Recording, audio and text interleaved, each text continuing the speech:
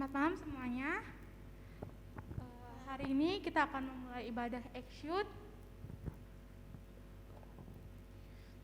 Sebelum itu mari kita nyanyikan satu lagu, satu-satunya yang kuandalkan.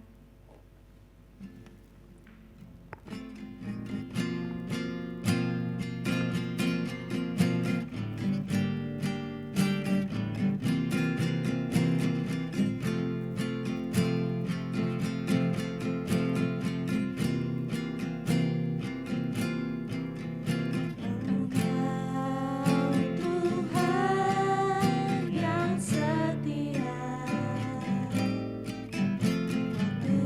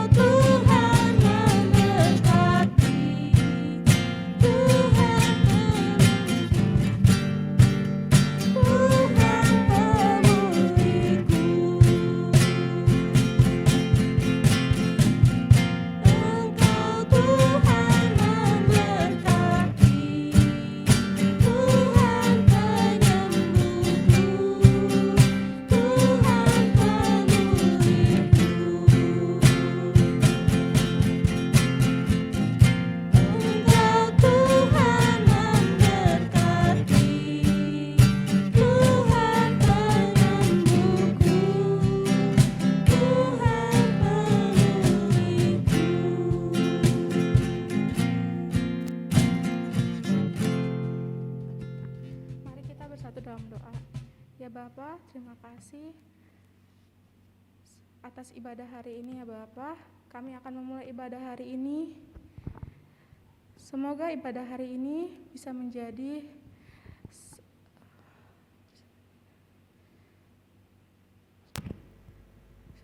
bantuan bagi kami ya Bapak dalam menghadapi segala cobaan yang ada di luar, termasuk penolakan dalam kehidupan kami ya Bapak. Terima kasih atas hari ini kami dalam nama Tuhan Yesus, haleluya, amin. Oke semua, kita akan memulai firman. Firman kali hari ini adalah tentang penolakan. Aku yakin di antara kita semua pasti akan pernah ngerasain penolakan dalam hidup kita. Tetapi kita harus percaya bahwa Tuhan selalu peduli sama kita dan tidak pernah meninggalkan kita pada saat apapun dalam hidup kita. Mari kita menyanyikan lagu Allah Peduli.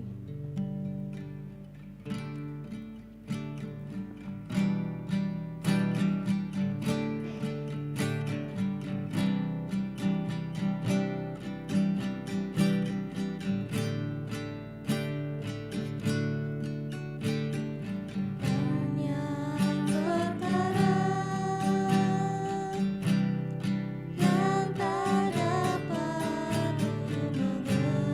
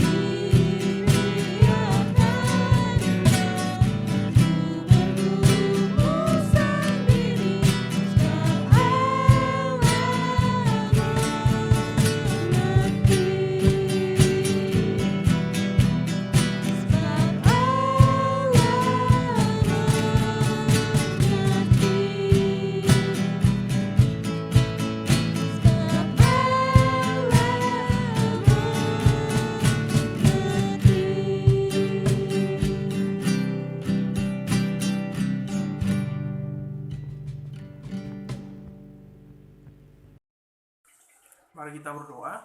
Tuhan, kami bersyukur untuk hari ini karena Engkau begitu baik dalam kehidupan kami. Dan saat ini Tuhan, kami akan bersama-sama merenungkan firman Tuhan. Berkati firman Tuhan yang akan kami renungkan ini, biarlah ini menjadi kekuatan bagi kehidupan kami dalam menjalani hari-hari kami. Berkati hamba-Mu, kiranya Engkau Tuhan berikan kemampuan dan juga hikmat daripada Tuhan. Di dalam nama Tuhan Yesus, kami berdoa. Haleluya. Amin. Ya, shalom teman-teman semuanya. Nah, hari ini saya akan membawakan renungan firman Tuhan dalam tema rejection atau penolakan. Nah, teman-teman yang dikasih nama Tuhan Yesus, hal yang paling membahagiakan, hal yang sangat menyenangkan di dalam hidup kita adalah ketika hidup kita itu bisa diterima oleh orang lain. Keadaan kita yang seperti bisa diterima oleh orang lain. Nah, dengan segala kekurangan, segala apa yang kita punya, kita bisa diterima oleh orang lain. Namun dalam kenyataannya teman-teman, bahwa hidup kita seringkali mengalami banyak penolakan. Hidup kita tidak diterima oleh orang lain. Hidup kita merasa bahwa kita tidak bisa berdampingan dengan orang lain karena mereka tidak menganggap kita mungkin. Nah, penolakan-penolakan seperti itu teman-teman, ini adalah sesuatu yang wajar dan sesuatu yang sering kita alami dalam kehidupan kita sehari-hari. Baik penolakan di dalam keluarga, baik dalam pekerjaan, di dalam sekolah kita, baik di lingkungan kerja kita, di lingkungan sekolah kita. Nah, itu sering kali kita alami. Nah, apakah itu menyenangkan? Tidak ya, tidak sama sekali. Penolakan adalah hal yang sangat tidak diinginkan oleh orang lain, bahkan hidup kita. Nah, untuk itu perlu sesuatu yang baik, perlu sesuatu yang harus kita sama-sama sadari. Apa sih penolakan ini? Ya, seberapa penting sih penolakan ini? Kalau dilihat dari zaman-zaman sekarang teman-teman, bahwa akibat dari penolakan ini banyak sekali ya. Ada orang yang menjadi kecewa, ada banyak orang yang menjadi marah, bahkan bermusuhan, bahkan orang tersinggung, bahkan sampai ya, orang tersebut bisa melakukan hal-hal kriminal, bahkan yang bisa merugikan orang lain, bahkan dirinya sendiri. Nah, itu merupakan akibat ya daripada penolakan itu.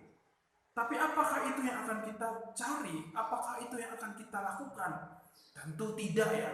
Kita akan sama-sama belajar bagaimana cara ya untuk bisa menanggapi, dan kita akan belajar bagaimana sih cara kita menyikapi penolakan yang terjadi di dalam kehidupan kita. Kita akan sama-sama belajar dari satu pribadi yang luar biasa, yaitu dari kehidupan seorang Daud, di mana kehidupannya yang penuh penolakan itu bisa menjadi seorang yang berhasil, seorang yang mampu bangkit ya, meskipun dalam kehidupannya banyak mengalami penolakan.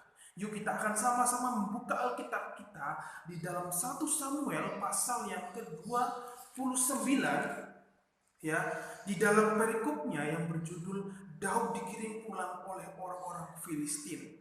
Teman-teman, saya akan membacakan untuk kita semua, ada 11 ayat yang akan kita sama-sama bacakan. Ayat yang pertama, orang Filistin mengumpulkan segala tentara mereka ke Afek, sedang orang Israel berkemah dekat mata air yang di Zirel. Maka ketika raja-raja kota Filistin berjalan lewat dalam pasukan-pasukan 100 dan 1000, dan ketika juga Daud beserta orang-orangnya berjalan lewat di belakangnya bersama-sama dengan Akis, berkatalah para panglima orang Filistin itu, apa gunanya orang-orang Ibrani ini? Jawab Akis kepada para panglima orang Filistin itu, bukankah dia itu Daud, hamba Saul, raja Israel yang sudah 1 tahun bersama-sama dengan aku, tanpa kudapati sesuatu pun kesalahan padanya sejak saat ia membelot sampai hari ini. Tetapi para panglima orang Filistin itu menjadi marah kepadanya, serta berkata kepadanya, suruhlah orang itu pulang, sebab ia kembali ke tempat yang kau tunjukkan kepadanya, dan janganlah ia pergi berperang bersama-sama dengan kita. supaya jangan ia menjadi lawan kita dalam peperangan. Sebab dengan apakah orang ini dapat menyukakan hati tuannya kecuali dengan memberi kepala-kepala orang-orang ini? Bukankah dia ini Daud yang dinyanyikan orang secara berbalas-balasan sambil menari-nari demikian? Saul mengalahkan beribu-ribu musuh, tetapi Daud berlaksa-laksa. Lalu Akis memanggil Daud dan berkata kepadanya, "Demi Tuhan yang hidup, engkau ini orang jujur, dan aku memandang baik jika engkau keluar masuk bersama-sama dengan aku dalam tentara, sebab aku tidak mendapati sesuatu kekejahatan kepadamu sejak saat engkau datang kepadaku sampai hari ini. Tetapi engkau tidak disukai oleh raja-raja kota. Sebab itu pulanglah, pergilah dengan selamat, dan janganlah lakukan apa yang jahat di mata raja kota orang Filistin itu." Tetapi Daud berkata kepada Akis, "Apa yang telah kuperbuat dan kesalahan apa yang kau dapati pada hambamu ini sejak saat aku menjadi hamba kepadamu sampai hari ini, sehingga aku tidak boleh ikut pergi berperang melawan musuh tuanku raja?" Lalu Akis menjawab Daud, "Aku tahu engkau ini memang kesukaan seperti utusan Allah. Hanya para panglima orang Filistin telah berkata, ia tidak boleh pergi berperang bersama dengan kita. Jadi bangunlah pagi-pagi dan serta orang-orang tuanmu ini yang datang bersama-sama dengan engkau. Bangunlah kamu pagi-pagi segera sudah hari cukup terang bagimu dan pergilah." Lalu bangunlah Daud dan orang-orang pagi-pagi untuk berjalan pulang ke negeri orang Filistin, sedang orang Filistin bergerak maju ke Sihrel. Nah, teman-teman yang disimak Tuhan Yesus, saya akan menceritakan sedikit tentang latar belakang Daud ini ya. Jadi Daud ini dalam pasal yang ke-29 ini, dia ini pada saat itu sedang dalam pelarian sebenarnya. Ketika Daud dikejar oleh Saul, yang saat itu sebenarnya Saul ini sudah tidak mengejarnya, tetapi Daud berpikir kalau dia tetap berada di Israel, Yehuda bersama-sama dengan Saul, dia tidak merasa aman sehingga dia pergi ke Filistin dan dia tinggal di situ selama 1 tahun 4 bulan.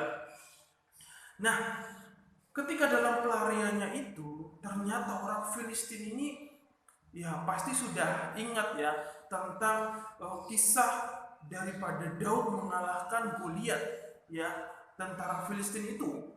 Dan pastilah ada kenangan buruk ya tentang kehidupan Daud, latar belakang Daud di kota Filistin itu. Nah, sehingga ketika dia pergi ke Filistin, para raja-raja ini sudah mendengar bahwa dia sudah tinggal lama di situ. Sehingga para raja-raja ini sangat tidak suka ya terhadap kehadiran orang Ibrani, yaitu Saul di negara Filistin itu. Nah, dalam hal ini Daud mengatakan bahwa tidak ada kesalahan yang dia lakukan di lingkungan Filistin itu. Tetapi pikiran daripada orang-orang Filistin atau para raja-raja orang-orang di Filistin itu ya, mereka berpendapat bahwa Saul ini memiliki potensi untuk bisa berkhianat kepada orang-orang Filistin. Dan dia merasa bahwa Daud ini adalah orang yang sangat taat ya kepada Saul ya, yang saat itu adalah seorang raja. Nah, sehingga keadaan Daud pada saat itu merasa suatu ancaman bagi kehidupan orang-orang Filistin. Nah, sehingga orang Filistin ini bersepakat bahwa Daud ini harus keluar dari bangsa Filistin. Nah, dalam cerita ini diceritakan bahwa Daud pada saat itu dia akhirnya juga keluar dari bangsa Filistin. Nah, teman-teman yang bisa nama Tuhan Yesus, sebenarnya penolakan yang dialami Daud itu bukan hanya terjadi pada saat dia ditolak ya di negara Filistin ya, bangsa Filistin, tetapi sebenarnya penolakan ini sudah terjadi di lingkungan keluarga Daud tersendiri ya. Teman-teman ingat ketika Daud ini dipilih ya ketika Daud ini dipilih ya oleh seorang Samuel ya, Samuel dan juga Saul ya, yang saat itu akan diurapi. Siapa sih yang akan diurapi? Ternyata orang tua daripada Daud ini adalah dia menyebarkan 4 anaknya, dan Daud tidak ikut sertakan untuk diurapi ya. Dan itu merupakan salah satu penolakan terhadap Daud ya pada masa dia dalam lingkungan keluarganya, sampai ketika dia berperang melawan Goliat ya, banyak orang menyepelekan, banyak orang menganggap dia rendah, bahwa dirinya tidak layak untuk bisa berperang melawan Goliat. Ya, tapi dengan tekad yang kuat dan kepercayaannya yang luar biasa, Daud mampu untuk bisa berperang, dan dia bisa datang kepada Saul untuk bisa berperang melawan Goliat. Bukan hanya sampai situ teman-teman, Daud juga mengalami penolakan ketika dia sudah berhasil mengalahkan Goliat, dan dia menjadi salah satu kepercayaan Raja Saul pada saat itu. Ya, mereka punya hubungan yang baik. Ternyata ada satu penolakan lagi ya di lingkungan kerajaan, yaitu dari rajanya sendiri. Karena Raja Saul sangat iri ya kepada Daud, di mana ada pujian bahwa Saul mengalahkan beribu-ribu, tetapi Daud mengalahkan berlaksa-laksa. Nah, ini yang terjadi dalam kehidupan Daud, di mana selama hidupnya dia banyak mengalami penolakan, banyak mengalami intimidasi, bahkan dia mengalami banyak kesengsaraan. Akibat penolakan dari raja, dia harus pergi mengembara. Ya, dia harus kabur ya dari lingkungannya sendiri ya di Israel. Nah, tetapi apa yang menarik teman-teman dari kondisi ini? Yang menjadi menarik adalah kehidupan Daud yang luar biasa, sehingga dia sampai menjadi puncak kejayaannya, sampai dia menjadi raja ya, dengan segala penolakan-penolakan yang terjadi. Tetapi itu tidak membuat Daud ini berkecil hati. Ada rahasia yang luar biasa yang bisa kita pelajari di kehidupan Saul. Apa saja teman-teman? Pertama-tama kita akan belajar itu ya, Daud menyadari bahwa dia menyadari bahwa tidak semua orang itu bisa menyukai dirinya. Ya, bahkan dia menyadari bahwa keluarganya sendiri pun ya dia mengalami penolakan. Rajanya di tempat dia tinggal, dia juga mengalami penolakan. Bahkan ketika dia lari dari kerajaan, dia mengalami penolakan. Tetapi ada orang-orang yang menerima dia ya, seperti Akis yang menerima dia dengan luar biasa. Nah, Saul menyadari bahwa tidak semua orang bisa menyukai dirinya. Bahkan orang terdekat pun bisa saja menolaknya. Nah, itu yang dia sadari, sehingga dengan sikap yang rendah hati, dengan sikap yang mau menerima, di ayat yang ke-11, lalu bangunlah Daud dan orang-orang pagi-pagi untuk berjalan pulang ke negeri orang Filistin, sedang orang Filistin itu bergerak maju ke Israel. Jadi dengan penerimaan itu ya, Daud itu bisa menerima dengan dia pulang ke negaranya, beranjak dari negeri yang menolaknya. Bisa saja teman-teman bahwa Daud ini bisa berperang ya, melawan orang-orang Filistin lagi. Tetapi Daud menyadari ya bahwa penolakan itu sesuatu yang harus diterimanya, tidak menjadi sesuatu yang harus dia marahi, harus dia jengkel dengan hal itu. Ya mungkin dalam kondisinya pada saat itu juga dia sangat jengkel ya. Orang yang menjadi abdinya seperti Saul, dia harus ditolak oleh orang itu. Bahkan Daud ini membela bangsanya yang yaitu Saul pada saat itu yang menjadi raja, tetapi dia malah mengalami penolakan dari negaranya sendiri. Ya. Nah, ini sesuatu yang sangat penting ya. bagaimana kita harus menyadari bahwa tidak semua orang bisa menerima kita. Ya, lingkungan kerja kalau kita tidak disukai oleh orang lain, ya kita harus menyadari tidak semua orang bisa menyukai hidup kita. Yang kedua teman-teman, kita tidak boleh berkecil hati. Ya, bahwa kalau kita melihat kehidupan Daud, ya, meskipun dia banyak mengalami penolakan, ya, tetapi hidupnya tidak pernah berkecil hati. Ingatkah teman-teman, ketika dia ditolak untuk bisa melawan raja, seorang Goliat, ya, dia dikatakan bahwa kamu itu pendek loh, memakai baju zirah saja kamu tidak bisa. Gitu. Tapi Daud tidak berkecil hati, dia tetap melakukan yang terbaik sesuai dengan apa yang dia percayai, itu bahwa Tuhan memihaknya. Sehingga dia walaupun banyak penolakan, dia tetap maju ke depan. Dia tetap mengarahkan hatinya untuk bisa melakukan tugasnya dengan baik dan benar. Nah, apa yang sedang saat ini teman-teman rasakan ya? Apakah teman-teman ketika mengalami banyak penolakan ya, teman-teman merasa diri saya tidak berharga, diri saya ini hanya menjadi beban, diri saya ini hanya menjadi beban bagi keluarga. Bahkan teman-teman saya pun tidak menyukai saya. Hidup saya sudah hancur, hidup saya sudah sampai di sini saja. Keputusasaan menjadi pemikiran yang selalu dipikirkan oleh kita. Apakah itu yang sedang kita alami saat ini? Ya, kita melihat dari pribadi Daud, dia adalah orang yang tidak menyerah, orang yang tetap maju dan tidak pernah berkecil hati. Ya, dia tetap semangat, dia tetap melakukan yang benar, sehingga apa yang dilakukannya ini benar-benar diberkati oleh Tuhan. Ya, dia menyadari bahwa yang menerima dirinya, ya, bukan hanya rekan-rekannya saja, tetapi Tuhan yang telah menerima dirinya dengan sepenuh hatinya. Ya.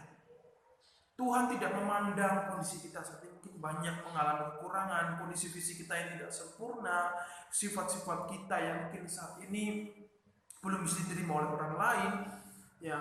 Tetapi bukan berarti ya kita bertahan dengan sikap buruk kita, ya. Nah, inilah yang harus kita sama-sama pelajari. Apakah penolakan itu karena hidup kita ini tidak benar, atau hidup kita sudah benar tetapi ditolak? Ingat bahwa Daud ditolak bukan karena sifat-sifatnya yang tidak baik, tetapi karena hidupnya terintimidasi, hidupnya yang benar tetapi tetap ditolak. Ya, jadi yang harus kita bawahi bahwa penolakan yang benar adalah pada saat itu adalah ketika orang itu, ya, kita tetap tidak patah semangat ketika kita sudah melakukan sesuatu yang benar tetapi ditolak, kita tidak boleh berkecil hati. Tetapi kalau kita ditegur atau kita dinasihati yang mungkin kita merasa itu suatu penolakan orang lain, ya kita harus introspeksi diri, apakah kita sudah melakukan hal yang benar atau memang kita benar-benar salah pada hal itu. Kalau salah, ya mari kita perbaiki. Nah, itu yang kedua teman-teman, bahwa kita tidak boleh berkecil hati ketika kita mengalami penolakan. Ingat bahwa Tuhan selalu menerima kita apa adanya, ya, dan kita mau, ya, melakukan sesuatu dengan benar. Yang ketiga teman-teman, yang harus kita sama-sama sadari, bahwa perilaku yang benar, perilaku yang sesuai firman Tuhan, itulah yang akan Tuhan bela. Jadi kalaupun kita, ya, melakukan, sudah merasa bahwa Tuhan, saya ini sudah melakukan yang benar Tuhan, saya itu sudah melakukan kebenaran-Mu, saya ini sudah melakukan sesuatu yang benar, sesuatu yang baik, tapi kenapa saya masih ditolak oleh orang lain? Kenapa hidup saya tidak bisa diterima orang lain? Tidak apa-apa teman-teman. Ingat bahwa Tuhanlah yang akan membela kita. Dari kisah Daud kita bisa melihat bahwa Daud sudah melakukan berbagai perlakuan yang benar, sikap yang benar. tetapi hidupnya selalu ditolak. Tetapi ingat, di masa-masa akhirnya Daud hidup dengan berjaya. Daud diberkati Tuhan dengan luar biasa. Ya. Daud diberikan berkat yang luar biasa. Ya. Kuncinya apa teman-teman? Bahwa hidup benar, melakukan bagian kita dengan benar sesuai firman Tuhan, maka hidup kita akan dibela oleh Tuhan. Hidup kita akan diberkati oleh Tuhan. Jadi jangan takut teman-teman. Kalau hidup kita sudah melakukan yang benar, sesuatu yang benar sesuai dengan firman Tuhan, hidup kita akan diberkati Tuhan. Gak apa-apa orang menolak kita, tetapi lama-kelamaan hidup kita pasti diberkati oleh Tuhan. Tuhan sendiri akan membela hidup kita. Ya. Tuhan sendiri akan memimpin kita, memberikan jalan kepada kita, sehingga hidup kita akan banyak mengalami kemenangan dan juga kita akan diterima. Ya. Jadi teman-teman, ada 3 hal penting yang harus kita sadari tentang hal ini. Yang pertama teman-teman, bahwa kita harus menyadari bahwa hidup kita itu tidak bisa diterima oleh semua orang. Seperti Daud, dia sudah tahu nih bahwa dia tidak diterima di orang Filistin.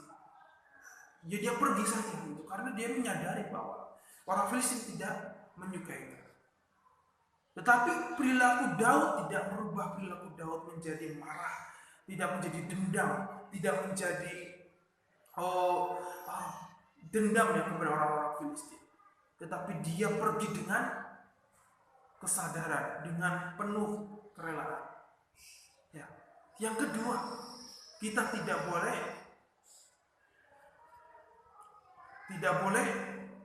berkecil hati. Ya. Meskipun hidup kita direndahkan, hidup kita ditolak oleh orang lain, ingat ya, masih ada Tuhan yang menerima kita. Masih ada Tuhan yang menerima kita padanya. Ya.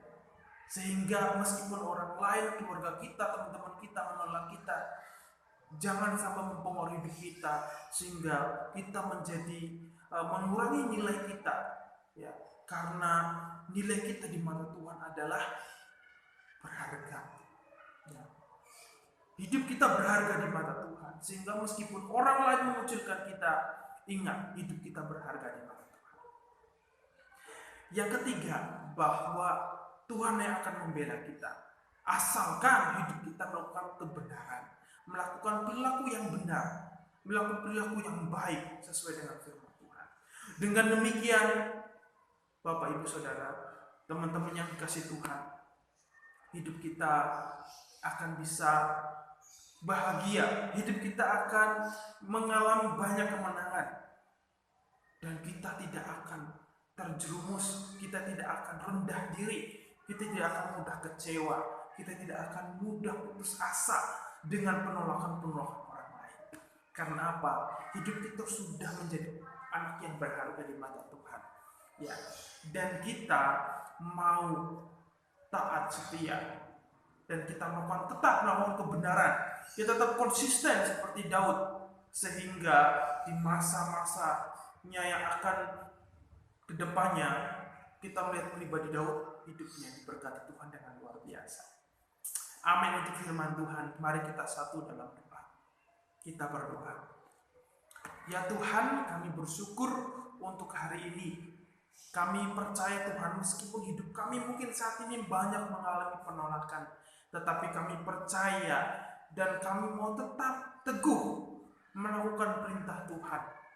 Kami mau hidup benar, karena kami percaya ketika kami melakukan kebenaran firman Tuhan, hidup kami Tuhan akan dipulihkan, hidup kami Tuhan diberkati. Tuhan yang akan memberkatinya, Tuhan akan membela kita, Tuhan yang akan menyertai kita, sehingga kemanapun kami pergi, kami senantiasa disertai oleh Tuhan seperti Daud. Kami bersyukur untuk hari ini, untuk kesempatan yang Tuhan berikan, untuk kami bisa merenungkan firman Tuhan hari ini. Di dalam nama Tuhan Yesus kami berdoa. Haleluya. Amin. Shalom teman-teman. Kita sudah mendengar firman Tuhan yang telah disampaikan oleh Kak Patra. Sekarang kita sama-sama untuk berdoa. Aku ingin mengajak kalian untuk sama-sama berdoa untuk bangsa ini, untuk gereja kita. Sebelum kita berdoa, aku mempersilahkan kalian untuk mencari tempat senyaman mungkin untuk bisa berdoa. Kalau sudah, mari kita bersatu dalam doa. Terima kasih Tuhan, terima kasih atas berkat yang telah Kau berikan kepada kami Bapa, para anak-anak-Mu, Exodus Getsemani, yang pada saat ini kami masih ibadah secara online dan belum bisa ibadah secara tatap muka. Ya Bapak, ya Tuhan Yesus Kristus, kami mau berdoa untuk gereja kami Bapak, yang saat ini dalam proses pembangunan Bapak, gedung sekolah minggu. Kiranya Kau berikan hikmat pada para pekerja dan para pengurus yang saat ini sedang menjalankan tugas mereka untuk bisa mempersiapkan gedung sekolah minggu Bapak yang baru. Ya Bapak, ya Tuhan Yesus, kiranya Kau juga berkati kami Bapak, para anak-anak yang ada di ECT Bapak. Kiranya Kau berikan hikmat pada kami takut akan Engkau Bapak, supaya kami masih bisa jadi terang bagi sekeliling kami Bapak. Ya Bapak, ya Tuhan Yesus Kristus, kami juga mau berdoa segala rancangan yang ada pada gereja kami, kiranya itu bisa dimaksimalkan oleh para majelis dan para pengurus yang saat ini masih ada Bapak. Ya Bapak, ya Tuhan Yesus, kami juga mau berdoa untuk negara kami Bapak, ya Tuhan Yesus, negara Indonesia ini Bapak, yang saat ini masih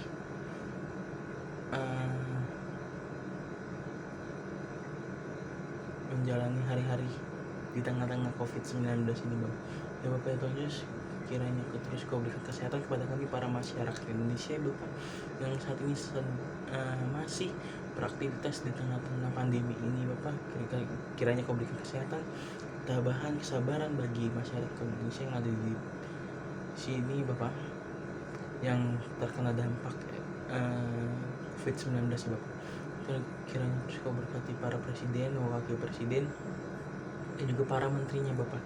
Ya Bapak, ya Tuhan Yesus, kiranya pemerintah kami bisa mengatasi COVID-19 supaya kami bisa beraktivitas lagi Bapak, dan kiranya juga Engkau bantu ya Bapak, ya Tuhan Yesus, supaya kami dapat beraktivitas kembali Bapak, para masyarakat Indonesia yang saat ini sedang terkena dampak COVID-19 ya Bapak. Ya Bapak, ya Tuhan Yesus Kristus, berkati terus negara kami Bapak, ya Tuhan Yesus, pulihkan ya Bapak negara kami ini ya Bapak. Ya Bapak, ya Tuhan Yesus, inilah doa kami yang telah kami panjatkan di dalam nama Tuhan Yesus, dan kami akan akhiri doa ini dengan doa yang telah Kau ajarkan pada kami. Bapa kami yang ada di surga, dikuduskanlah nama-Mu, datanglah kerajaan-Mu, jadilah kehendak-Mu di atas bumi di dalam surga. Berilah kami pada hari ini makanan kami secukupnya, dan ampunilah kami akan kesalahan kami, seperti kami juga yang mengampuni orang bersalah pada kami. Dan jangan membawa kami dalam percobaan, tapi bebaskan kami daripada yang jahat. Karena Engkau yang punya kerajaan dan kuasa dan kemuliaan sampai selama-lamanya. Amin.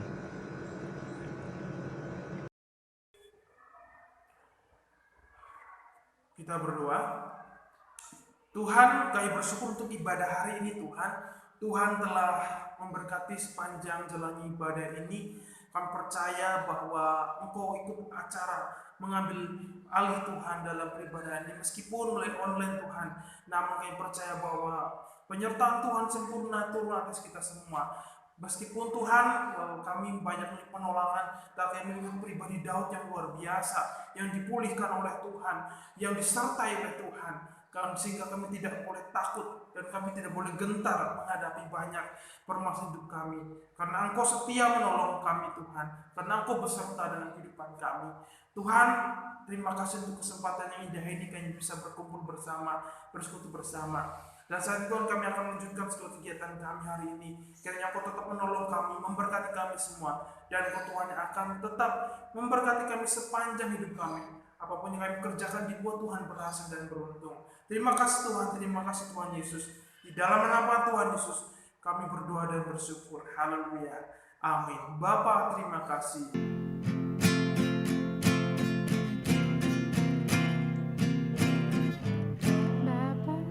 Tunggu, retake.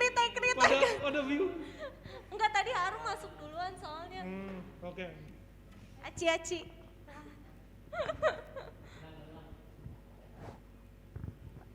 Oke, mari kita Bapak terima kasih.